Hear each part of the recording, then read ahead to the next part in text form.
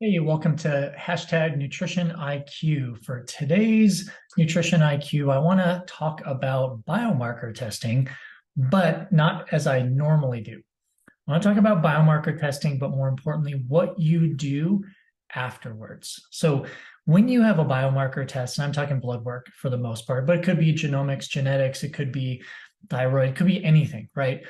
What you want to usually do is say, yes, I'm going to have this test. I'm going to go order. I'm going to go to my physician, wherever you get it from.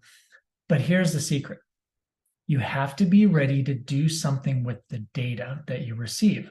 So a lot of times, unfortunately, I see athletes, they get something measured and they get the results back. Maybe the doctor, the physician, whomever it is, explains or says, hey, this is what's going on. And then it just stops right there, right? As an athlete, you have to be proactive about your health. So if you're going to get a biomarker test done, you have to be ready to use that data.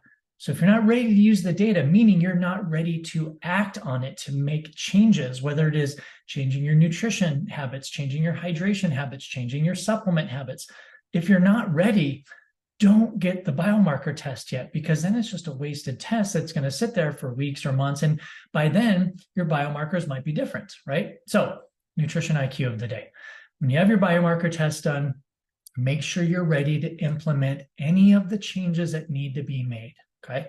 Quick story, working with an athlete, a basketball player who had two specific things a little bit off on a current biomarker test. Now, these two things that were off, we could address a little bit through nutrition, but they were so deficient that I actually needed to introduce a supplement. So once I found a great supplement, third-party tested through NSF Certified for Sports, recommended dosing, talked to the physician, we worked together as a team to approach this athlete.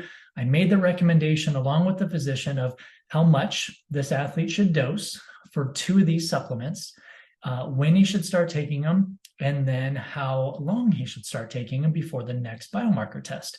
Now, weeks and weeks went by, and I followed up with this athlete immediately after the physician gave me his results. Didn't hear anything from him. And I just happened to contact him. And this was about 2 weeks after his biomarker test. And I said, hey, how's it going? How are the supplements? Is everything okay? Do we need to make any changes? And he said, oh, well, I haven't taken the supplements yet. I was waiting for my summer training to stop so I could take my supplements.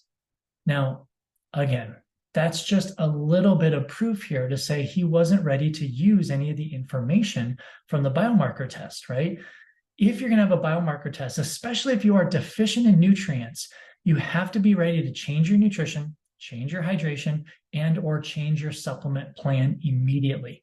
So that's the Nutrition IQ of the day. Have a great one.